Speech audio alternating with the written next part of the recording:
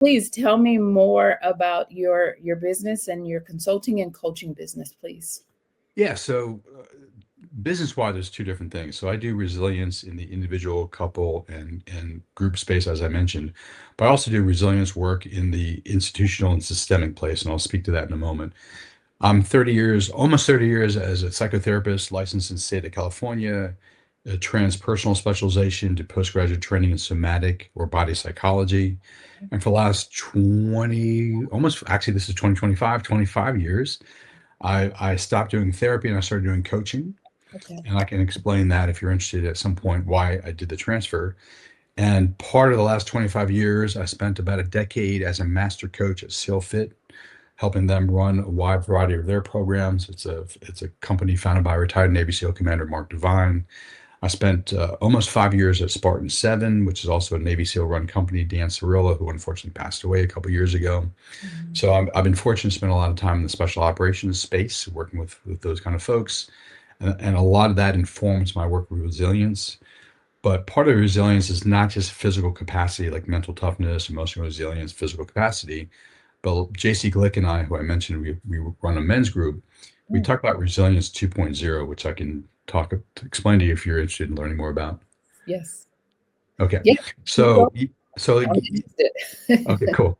So it's really important that you human beings, especially men, since we work with men, are physically capable of doing whatever they need to do to provide and protect in their families, in their communities, et cetera, et cetera. But that's not enough. We also think that Resilience 2.0 is the ability, in this case of men, but all humans, but we work with men, so I'll just speak to men, Yeah. to be able to be resilient in their own system, meaning they're able to sit in their own discomfort. A lot of men, but also human beings, seek distractions from their own feelings, their own thoughts, their own sensations, drugs, porn, alcohol, Netflix, YouTube, Instagram, whatever they do, like to just work out harder, work more hours. Yeah. So we teach our men how to sit in their own experience because inside the physical body, thoughts, feelings, sensations, energetics of the body is very valuable information that we actually should allow to emerge and to process to deal with more effectively. Because if you don't deal with it, it comes out sideways, either as health conditions or passive aggressive behavior or aggressive behavior, whatever it happens to be. So one of three pillars for us is literally learning to sit in your own experience. Yeah. And I'll see if you have any questions before I hit the second pillar of that. No, no, I'm listening, definitely. Okay, cool. And then, we work with a lot of married men and we'll just use a heterosexual couple as an example. It's not limited to that, but we'll just say a heterosexual couple. And what we teach our men is how to sit in the relationship with their female partner in such a way that serves their wife. Okay. A lot of men have a tendency, and a lot of humans have a tendency, but a lot of men have a tendency to feel uncomfortable if their partner feels uncomfortable and want to solve their problem as quickly as possible because it makes the man feel uncomfortable. Yeah. And we teach our men it's not about you being uncomfortable. That be aware of that. That's important. Yeah. But the more important question is what does your wife need from you at that time? Mm. Maybe she just needs you to listen. Maybe she does need you to help her solve a particular problem. Or maybe there's a third or fourth or fifth option. But you need to be comfortable enough in your own human system, mentally, emotionally, spiritually, that you can hold the space for your wife to show up as she shows up and be there for her. So the resilience is like interpersonal resilience, being strong enough in that system that you show up for your wife as she needs you to be. That's the second pillar. I do have a question. It might be obvious, but what was the reason for focusing strictly with men? So personally, I work with men and women in my Okay. individual and obviously with my couples too. But Yes. the men's group, that's a great question because JC Glick and I, we've noticed that a lot of men seemingly have the inability, not the capacity, not the skills to really show up fully in their lives. Mhm. We happen to be guys. We spend a lot of time with guys, and we just Yes. we just kind of noticing these things like, wow, our men need a lot of help. And not to say that women don't need help too, Yes. but we just happen to notice that a lot of men seem to need a lot more help than we thought they needed. So we're like, we need to create an effort. In this case, this is men's group that would just focus on men to help the men. Because if you help the men, then you help their children and you help their wives, Yeah. or depending on their husbands. I mean, depending on what their relationship is. But like, you help them, you help the community around them. Yes, yes, yes. So we just decided to focus on the men because that's the signals we're getting from the environment. Yeah, the across the board though, it seems like you're focusing on resilience rather with couples, rather with men, and it seems like other businesses that you have. May I ask what's the reason for that word specifically, resilience? Yeah, it's a word that's kind of driven, like if you know my history, it's kind of driven my life. It is one of those things where I'm like, I'm really interested in, there's a saying, you fall down 7 times, get up eight. And I'm always interested in like, why do some people, when there's adversity that they face, they seem to grow and evolve, adapt and learn from it, and others seem to collapse. And that's always been of interest to me. And no judgment if someone collapses and retreats and doesn't do so well in facing adversity. It's like, oh, but why? And is it possible to help people train up their skills and inner capacities and their character traits and their mindset and their nervous system in such a way that when life throws things at them, whatever it happens to be, the adversities that come through life, that they're able to not only take them on successfully, but use them as kind of a fuel for their own growth. And I've been exploring that for forever, and that's kind of drives a lot. If you know me, it drives a lot of my work that I do for personally, things that I do, but it's also kind of driven me like mimetically for the last 30, 40 years in terms of like what I want to help other people be able to accomplish in their lives. Recognize that they're pretty limitless.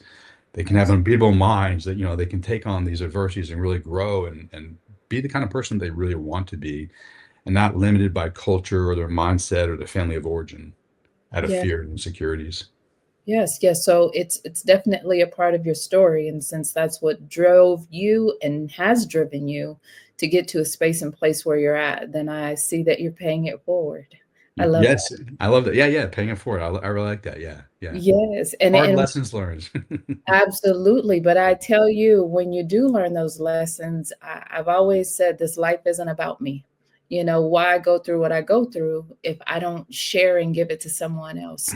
And so I you're love that. doing exactly what is necessary. And then Yeah, I think that most people, you're an expert, right? And you've done I'm sure your research and everything else and degrees, but then the experience, yeah, oh yeah, man, X on top of X. Oh, yeah. that exciting. Like, Yeah. I love it. I love it. So at right now, currently, where are you at in what you're doing mostly? Are you focusing mostly with your couples and resilience, or the group, or is everybody getting the same amount of time? Well, there's actually four things, and there's actually a fifth coming down the pike. Oh, I'm very driven by like novelty and excitement and when new things and like trying new things and things like that. So I'll say like my individual work, I have a 6-month program that's kind of holistic in orientation, 4 pillars: physiological, psychological, social, and environmental. Do a deep dive to really create the conditions for someone to grow themselves. okay. I love that because I love working with individuals and seeing them grow over time. My couples I love because it's so real. You can see the both the tension in the room as they try to work through these things, but what's possible for them as they open their heart and deepen their connections and be more intimate. It's a beautiful thing. The men's group, I love. So I'm like saying I love all these things, so they're Yes. getting all my equal time. The men's group is awesome because I watch these men grow, and we get to see the men bond with each other and support one another, which is so needed in our society. There's not a lot of opportunities for men to bond, except for maybe in sports, which is okay, or watching sports, which is okay, or going to the bar. I questions about that, but like there's not a lot of opportunities for men to really bond deeply at kind of emotional, mental, and spiritual levels. So we need more of those, whether it's men's groups or church or synagogue or whatever it is, but like opportunities for people to come together to do good stuff together. And then, so those 3 things get a lot of my attention. And colleagues and I just launched what's called Team Foodishin as this last year. And Okay. this is a place for people who want to do really hard things to come together to train for them, to get community, to get support. And when I say train for hard things, the example would be last year we did a 50-mile go ruck. And we had Mhm. people all across the country that we helped train up and support, and we hold each other accountable and support one another. And this coming year, we're going to do other things like that. Yeah. And then we're going to be launching our own in collaboration with other groups and organizations and companies. So like I like to do really hard physical things. So it's nice to have a place to go play with some really cool people doing really hard physical things. So a fourth thing that's grabbing my attention, and I'll just stop there because You said there's 5. I'm there's here. five. Okay, so I mentioned resilience in the individual, couple, and group space, but also in the institutional and system space. So I spent Hmm, 20 years doing public policy, okay. mostly at the national security level, but I also did other policy, foreign affairs, defense reform, cybersecurity, things along those lines. And I retired from it about almost 4 or 5 years ago. And there's a strong chance I've been asked to come back and do some work in that space in 2025, Okay. which it was nice to have a break from it, but I'm excited to kind of go back because there's so many things happening in the world that I think if we had more resilient institutions and systems in place, that we could be more adaptive and deal with them much more effectively and efficiently. I get that. I get Yeah. that definitely. And when you 5 things across the board from your experience and your expertise, resilience, as you work in these 5 things, tell me about your vision. Yeah. So I think my vision came from when I was a little kid, where I would look at situations I found myself in and I'd say, they don't make any sense to me. In Mhm. the sense, like, I understand why people do what they do, including myself, driven by insecurities and fears. But I also, for some reason, had the ability to see what was possible outside of the frameworks we operated in, even as a little kid. Yeah. And I was like, we do this, but this is possible. How do we get here? Mhm. And that's literally been driving my whole life. Like I learned meditation when I was 9. I learned guided imagery. I learned biofeedback when I was 9. I got into martial arts. So I was fortunate to kind of get into this space of like, ooh, we can manage our nervous systems. We can evolve our consciousness. We can do things differently. And like, wow, okay, that's awesome. But we don't. We do this over here. How do we Yeah. transition from these limited models and ways of being in the world to like these more expansive models and ways of being in the world? And literally that's the question I've been asking, and that's been driving all my life and my work for That a long time. and it's interesting. So before I got on with you, I was speaking to an individual who's a physician, and she Okay. talked about trauma and our childhood and things like that. And so I love when I hear people go back all the way to their childhood to realize now, at whatever age we are, young age we are, to realize how it set us up for something Yeah. completely different, you Yeah. know? And so who knew that you would be focusing completely on resilience in 5 different areas, Right. but they all have relation. I think that that's just really good to be able Yeah. to reflect and, Yeah. Thank be you. there. Yes, yes, Can I speak to the trauma for a moment? absolutely. So, in my graduate work, I did study pre and perinatal psychology. So, like, how from the moment of conception to the post birth, like, how the fetus evolves over time, Yeah, both mentally, emotionally, as well as physically, and the conditions necessary for optimizing health psychologically and physically.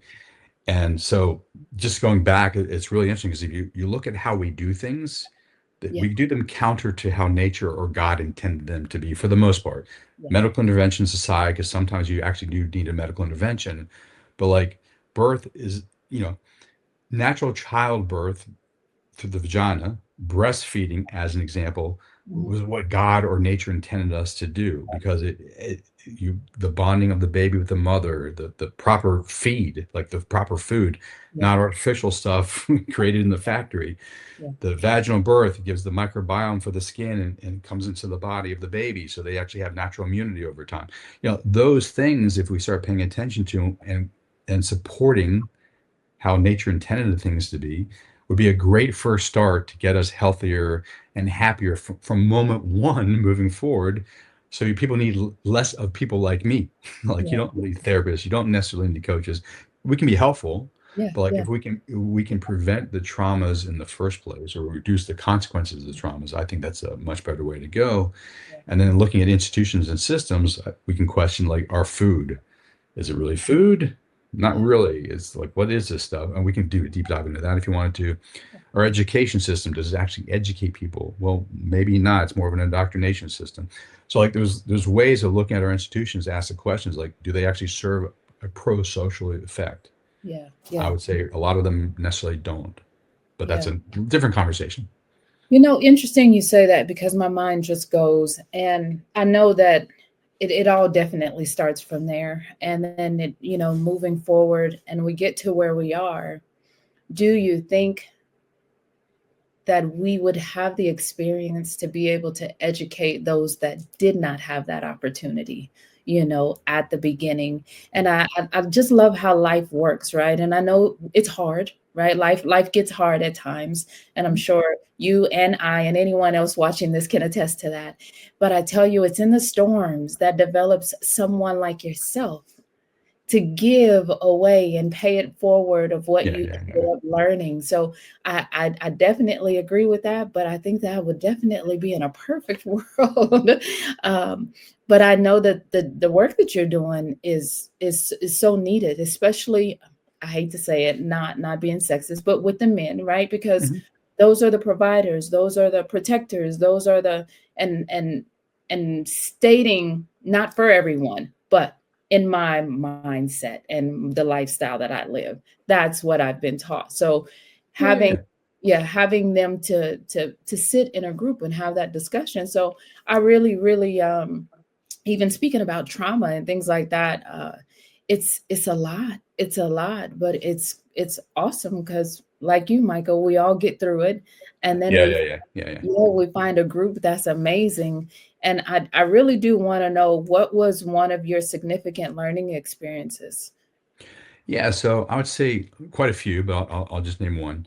So I mentioned I work for SealFit, founded by retired Navy SEAL Commander Mark Devine. Before I worked for them, my wife at the time, when I was 39, said, "What do you want to do for your birthday?" She's expecting me to say, "Go to the islands and have a good time in the Caribbean somewhere."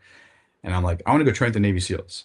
So I found a program called SealFit at the time, where they train pre-buds candidates, young men who wanted to go Navy Special Warfare. I was 39. I wasn't going to go Navy Special Warfare or even in the Navy, but I was like, I'm going to do that and see what I'm capable of.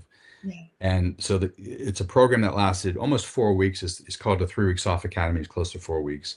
And on the tail end of it, we did what's called Kokoro Camp, which means Kokoro means indomitable spirit.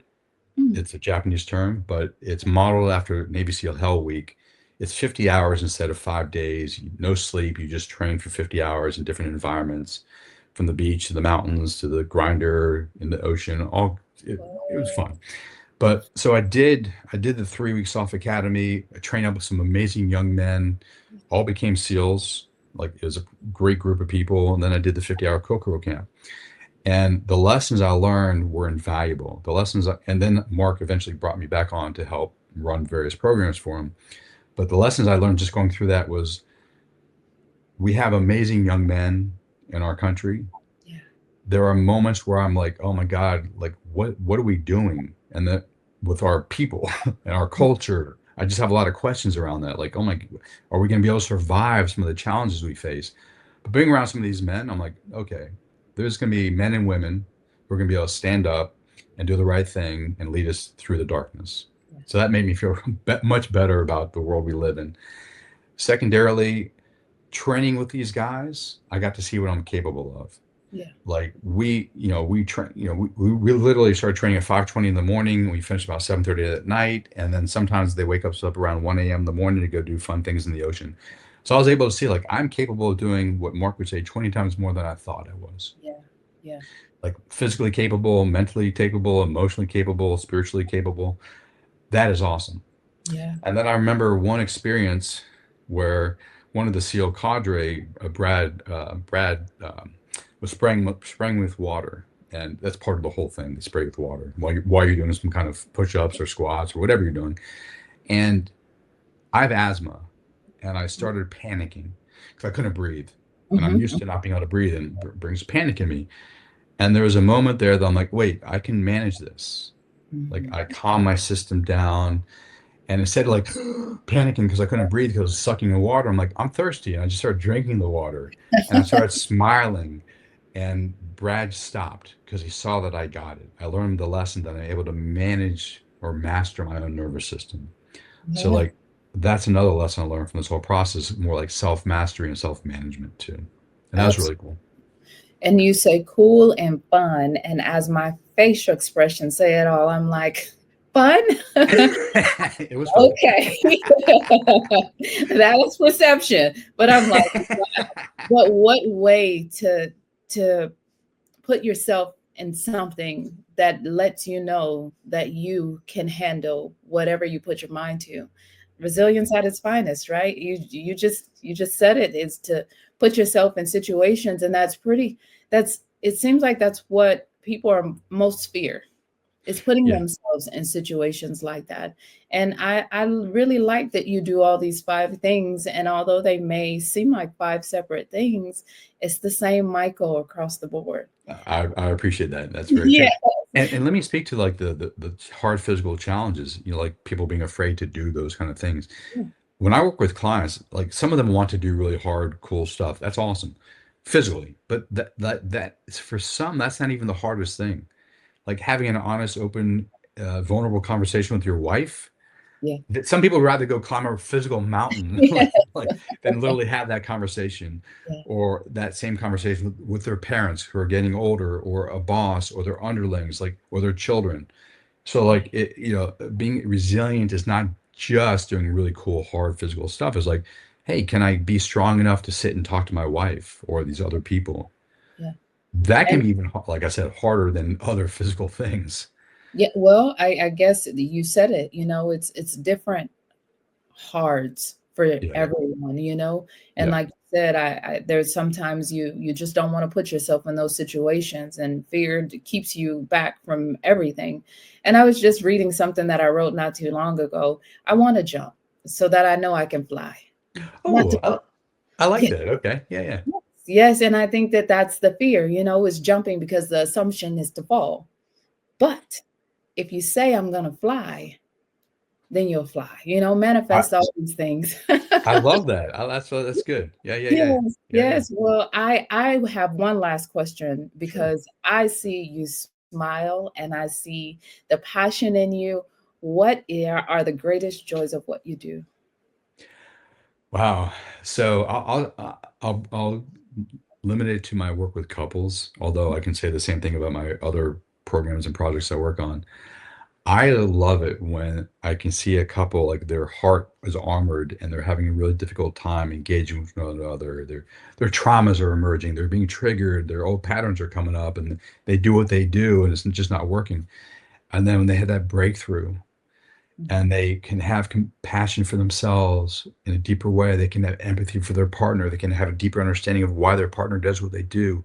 And kind of the hard armor drops for both of them, and they connect in a much more loving, caring, intimate way.